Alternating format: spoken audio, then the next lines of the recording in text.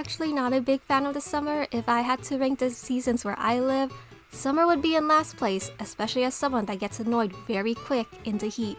And I'm the type of person to eat ice cream still in the winter, the same with the beach. Any season is beach season for me, so it's not like I need the hot weather for an excuse. However, I absolutely adore the summer season in video games, or games that carry a tropical vibe, and Super Mario Sunshine fits exactly that vibe. Nintendo, please, I am begging you. I know you want to act like Super Mario Sunshine doesn't exist, you want to sweep it under the rug, but I'm telling you, a sequel would have you rolling in more dough. The Cataquacks in the latest Mario Kart is just a little crumb to the potential you'll have for a new Sunshine game. I know you can do it. But with that said, that leads me to today's topic, ranking the third episode of every location in Super Mario Sunshine. And before I forget, what's up Sour Buds? It is Little Lemon Drop dropping in with another video. How are you? I hope you're doing well.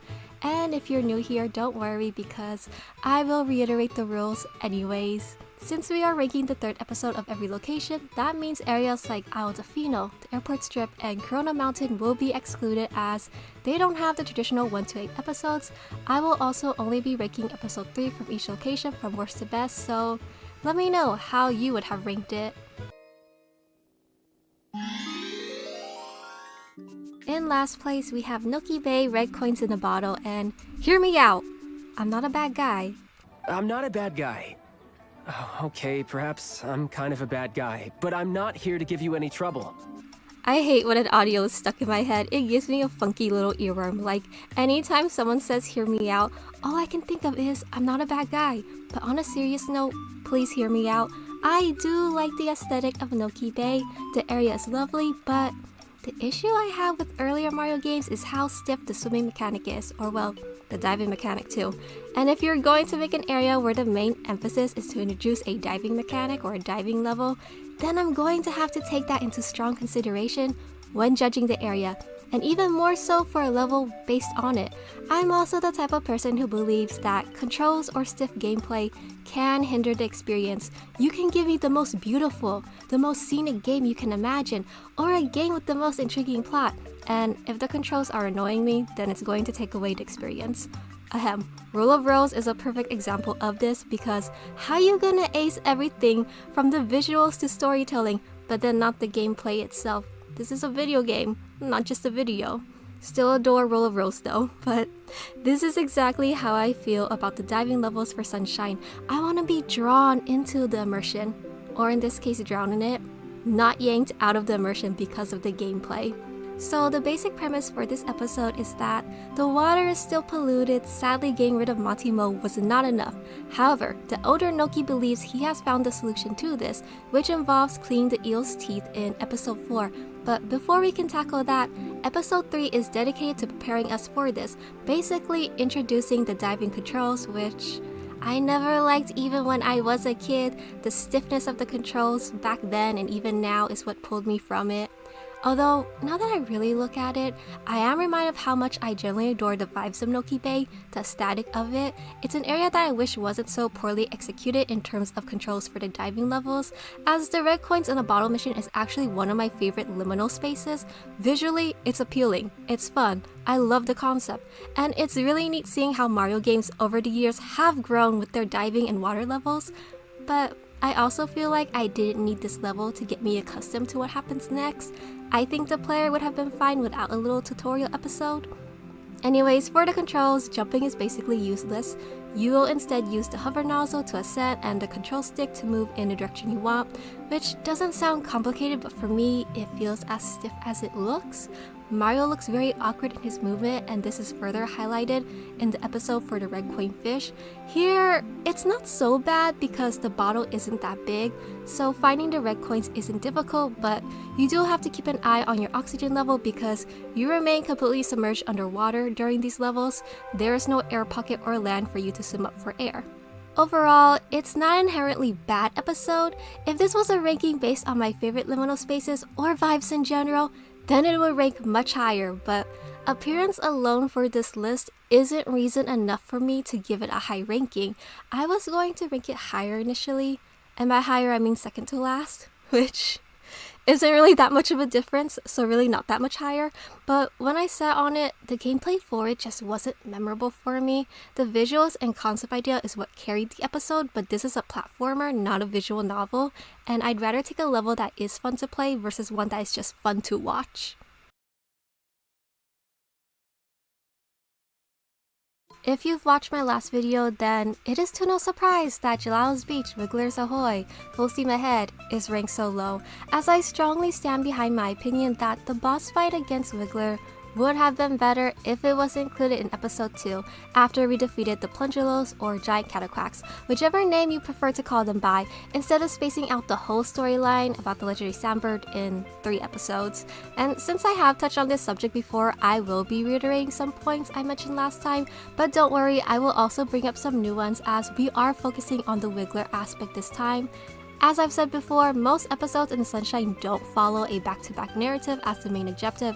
For example, episode 1 of Pino Park we have to defeat Mecha Bowser, and then episode 2 we have to fight Monty Mo that's taken over the cannon at the beach. Neither of these objectives are really connected together in a cohesive way like the 3 episodes based around the legendary Sandbird. But for episodes 2 to 4 of Gelato Beach, these objectives will have a clear connection, so if you don't care about this little storyline, then you may feel indifferent about it. But I do enjoy the change of pace, as one of my favorite things about Sunshine is when we learn more details about Isle Delfino and its culture. It really helps engage the player with the world we're navigating, and one of the island lore about Gelato Beach is that it is home to the legendary Sandbird. After the events of episode 2 where we got rid of the Plungelos that were inhabiting the solar panels, this allowed them to be set back into place, which then shined light onto the Wiggler that was sleeping on the legendary Sandbird's egg. This light bothered the Wiggler and caused it to fall off, which he wasn't too happy about, to say the least. And that leads us to episode 3 of Gelato Beach, where the Wiggler is now wreaking havoc and aggressively storming the beach in response to being woken up. To solve this, our job is to then spray the dune buds or sprouts in the sand. So a sand dune will appear, but only for a few seconds. The sand dune does not last forever. Because of this, we need to time it in accordance with the raging Wiggler to make sure that the dune bud will knock over the Wiggler, create an obstacle in its path. Once the Wiggler trips, it will land on its back and we must then ground pound it. Or well, based on the arrow, where to ground pound. Similar to how we ground pounded PD Piranha, although not as harsh as PD Piranha because we were basically ground pounding him after he got waterboarded. I actually don't hate this fight, but I do feel like it's very short and I would have wanted more or something, but that's exactly why I feel like it would have been a stronger episode if it was tied in with episode 2, cause by itself, it feels like, well, that was it, you know? It was just kinda there, which is funny because this is my favorite design for Wiggler, and yet when I think about the bosses in Sunshine, my mind would not immediately gravitate towards the Wiggler. If anything, the Cataquacks left a stronger impression on me than the Wiggler. When you think Gelato Beach, the Cataquacks most often come to mind, or people are like the legendary Sandbird, or the Watermelon Festival. The Wiggler is there too, but it's more so a fleeting thought, and I think they could have ramped it up with a second stage to the fight if they wanted it to be its own separate episode. Cause you know how some bosses like the Gooper Blooper, you think it's over, but then they come back up? The Wiggler doesn't have that. It's basically 3 hits and it's out, when really another stage is deserved. Cause the Wiggler has this one trait that makes it stand out to me from other bosses, and it's that each time the Wiggler does take damage, not only does it speed up, but so does the music. None of the other bosses in Sunshine do that, and I think this was a neat gimmick. However, it is an underwhelming boss, especially if you're playing from one map to the next. For instance, some people like to play Sunshine by completing each area based on how it was introduced. So because we unlocked Bianco Hills first, they play through Bianco Hills, and then Rico Harbor, and then Gelato Beach. If you're playing like that, then I think the bosses should also step it up. I can cut some slack for the beginning levels for Bianco Hills since the game treats it like the introductory area. Other areas, not so much. But if you're playing sporadically between locations, for example, grabbing a few shine sprites here and there, one at Bianco Hills and then at Rico Harbor, now I'm going to make my way to Gelato Beach, now back to Rico Harbor, then I think the underwhelming factor is a little less noticeable. Overall, not an unpleasant episode like Ahem, Noki Bay, but if I were to describe it with one statement, it would be, that's it. Period. No exclamation mark, no question mark, completely neutral. I'm not mad about it, but am I raving over it? No. Third on our list, we have Bianco Hills, the Hillside Cave Secret. And it's a rather easy and straightforward level, as its purpose is to act more so as the introduction to these types of levels, where you have to navigate through an obstacle course without the use of FLUDD, as Shadow Mario stole it. So there's definitely going to be a clear contrast in difficulty from this level to other secret levels you come across later in the game. Although I do feel like it's a little too easy, too simple, as we have another level similar to this, which is the Secret of the Dirty Lake. If I had to choose between the two, I would say I prefer that one. That one is more ideal for me as an introduction, but this is basically my ongoing issue with Bianco Hills, is that the first half of the episodes are rather underwhelming. It feels like it's holding the player's hand a little too long, making obstacles a bit too straightforward. However, since this is the first area we unlock and that it acts as an introduction to these types of levels we're gonna face later, I am cutting it some slack, as I can understand the intent behind this, especially when I think about how I felt playing Super Mario Sunshine for the first time. As an adult replaying it, I realized how short this level was, but as a kid, I loved it. It did not feel short at all as a new player, and then that realization when you first discovered that you can repeat these types of levels for a hidden Sunshine sprite. Basically, this level's enjoyment for me stems from that. I'm not going to judge it too harshly for its difficulty. At least it's more reasonable to me than having to fight a polluted piranha plant in episode 1 after doing so already 2 times in a row. But I think they could have lengthened the obstacle course, because near the end, it's just a simple hop on each star to get the Sunshine sprite. I'm not saying it's a bad course, but I would have enjoyed additions to it, and at least the red coin collecting when you revisit the level makes up for this. That version of the secret level I enjoyed more, as you are then able to use FLUDD to help you grab the red coins, and you experience the level again with a new objective. Next up, we have Rico Harbor Episode 3, the Cage Shine Sprite, and if you want to cheese it by using the rocket nozzle to get to the cage from below, then the level is a straightforward one for you, and maybe not as impressionable, but I actually did not know this method until I was an adult and a friend told me why. I don't just grab the sprite from below, I always go from above. Well, you see, it's obviously because I like to suffer. No, it's because I didn't know. But I like going from above. I like following some of the arrows to make my way above, even though I do fail a lot. I end up falling into the water at some point after I unlock the rocket nozzle, which happens a lot. But at least the rocket nozzle brings me back up. Anyways, there are various ways you can get around, and that's what I enjoy a lot about the levels in Rico Harbor. It's my favorite area to navigate because the pathing is up to you. Instead of following the arrows, you can cut time to get to the Cage Shine sprite by taking the manhole to the upper village and then watching others play Sunshine. This is one of my favorite levels to watch because I like seeing how people navigate their way through it. Rico Harbor, especially for this level, gives me the most typical platform vibes, but in a good way. There's still some freedom to it, as you don't have to follow the arrows they set up the whole time, and I think it's a level that rewards the player when playing it again. When I reminisce on how I played it as a kid, I was very stuck on sticking to the direction of the arrows, but after multiple replays, I started to become more familiar with Rico Harbor and how I want to navigate it. I don't have to stick to the pathing, and I think this level perfectly encapsulated that. The funny thing about the next episode I'm going to mention is that it is one of my least favorite episodes from the game. It's not that it's a horrendous level or anything, but I just don't find it to be that enjoyable when I reflect on it, and that's Serena Beach Episode 3, Mysterious Hotel Delfino. I hated this level even more as a kid. As an adult, I can appreciate its pros, but also my inner child remains bitter. Playing this level as a kid was incredibly confusing when you don't have access to a guide, because why would I, as a kid especially, ever think to jump into the water in the bathroom, especially dirty, running water on the wall? My mom taught me better than that. Why would I expect that to be possible? The only reason why I figured it out as a kid was because I started jumping around everywhere as Mario out of frustration. I was a menace in that hotel lobby. At one point, I remember jumping on top of the poor staff and spraying them with water out of anger because I didn't find their dialogue to be helpful.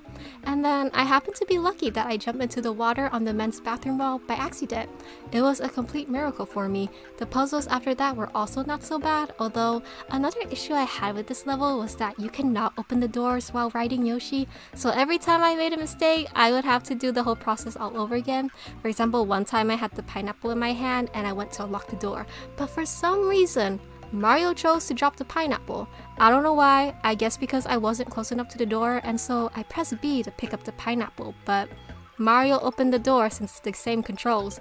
You have to press B to pick up the fruit and to open the door. Hey devs, you could have made it a different button or something. Anyways, the doors lock behind you once you're out, so you have to restart the whole process again, run back to the first floor and make your way, which is what made the level a lot less enjoyable for me. To be fair though, I don't like repeating puzzles in video games. I'm not big on puzzles. I'm a one and done with them type of puzzler. I would rather repeat a mini course. Despite my grievances with this level, I do acknowledge how it led us further. Explore the hotel and see some of the rooms. It's a different change of pace from the typical platformer episodes we were doing, and whether this is intended or not by the devs, I think it's another nod to Luigi's Mansion. So Luigi's Mansion was released before Super Mario Sunshine, which is kinda crazy, right? I thought Sunshine was first, but Luigi's Mansion has a more puzzle style on getting through rooms, investigate everything, which I enjoyed. I love Luigi's Mansion and I think this episode was another nod to it because of that.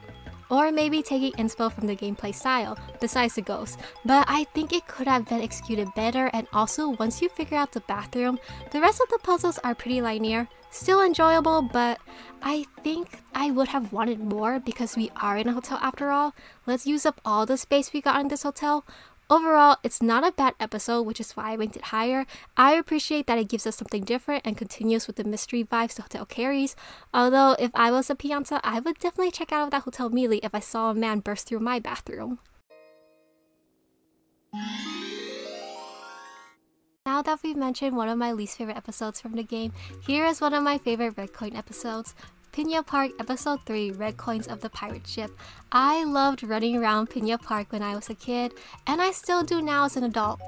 Although, I love exploring all the areas in Sunshine. When I think about it, there's no area I've disliked exploring. So I don't know why I'm saying this as if it makes Pina Park any more special than the rest. But hey, amusement park atmospheres are always fun in video games, and the Red Coins of the Pirate Ship encourages you to explore just that. It's also our first time being able to explore Pina Park without any restrictions because Episode 1 cuts you off from the little water grounds due to your fight with Mecha Bowser, and then Episode 2, the amusement park is closed due to Monty Mo causing havoc outside. So Episode 3 to me is like a treat. If you're not a fan of collecting Red Coin episodes, then this may not be your thing, but I feel like this level is similar to Episode 3 of Regal Harbor, where you don't need some convoluted objective to enjoy. It highlights the freedom for the player to engage with their surroundings, and its simplicity is executed well. I generally have fun with this level, and I look forward to it during my replays. In fact, I enjoy it as much as I did when I was a kid. As the saying goes, sometimes less is more. Last but definitely not least, we have Pianta Village Episode 3. Now, similar to Rico Harbor Episode 3, if you wanna cheese it, then the level is kinda just there for you. Which, funny story, I unintentionally cheesed it during my first playthrough as a kid because I didn't realize you could go from below with the mushrooms. I thought that I had to use the water from the river to create a padding for myself, put out the fire, because by then I had already known Mario keeps a bit of water on his body after he's been submerged, as one of my pastimes as a kid was to play with that feature. I don't know why Kid Me was obsessed. I think as a kid, I was pretending to dance or something that way, but at Isle Delfino, I would get Mario wet from the ocean and then spin, because I noticed how the water would hit the sand by doing so. I think that might have been my way of drawing in the sand. I don't know, honestly.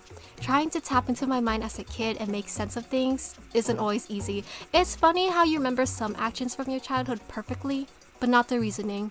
Why did you do that? I don't know. Vibes? Anyways, after making a pat from the river, if there was any fiery goop left, I would jump the rest or let Mario tank it. Sorry, Mario. But when I discovered the underside way as a kid during another playthrough, I much preferred it. I like guiding through the underside of the village and just exploring Pianta Village during the night. I don't know, Pianta Village during the night is a vibe, and I appreciate the game giving us something different because there's no other episode really where we play without FLUDD in the main areas like Bianco Hills, Gelato Beach, and so forth. The only times we do is when we enter a secret level and Shadow Mario takes FLUDD away, but after the first time, FLUDD returns. And so this is something that I would have liked to see more of. Start a level where you got to find your way to FLUDD, and it's probably why this level is memorable for me. Actually, a lot of the night episodes in Pianta Village are memorable for me, and I definitely enjoyed this one. For the basic premise of this episode, you need to rescue the mayor from the Goopy Inferno. The rest of the Piantas were able to evacuate in time, except for him. However, Shadow Mario has stolen FLUDD, and so you will begin the level without your water pack. You must then find your way to the mayor without the help of FLUDD. The intended way to do this is by making your way to the far side of the map, where there is an entrance to the underside of the village. This takes you on a maze, but the maze really isn't that bad, and I don't think it's as long as some people make it out to be. I'm not a speedrunner, so I'm in no rush. In fact, I would have been down for an even longer maze, although don't tell the mayor that. I'm sure he would want help to arrive quickly. Overall, it's a straightforward level that I find enjoyable and still like just as much as I did as a kid. Just as I said about Piña Park Episode 3, I will say it once again, you don't always need to be the most difficult or intricate level to be a good level. Sometimes being too intricate hinders it. With that said, what was your favorite episode out of the ones we ranked today? What was your least favorite? And thank you so much for watching. I'm aware that I've been rather slow on this series. My apologies for that. So I want to give an extra thank you to those who have been following since the first episode and continue to wait patiently. It means a lot to me and makes me look forward to the next. Hopefully I'll see you again for episode 4, and until next time, this is Little Lemon Drop dropping out. See ya, bye bye, have a good day.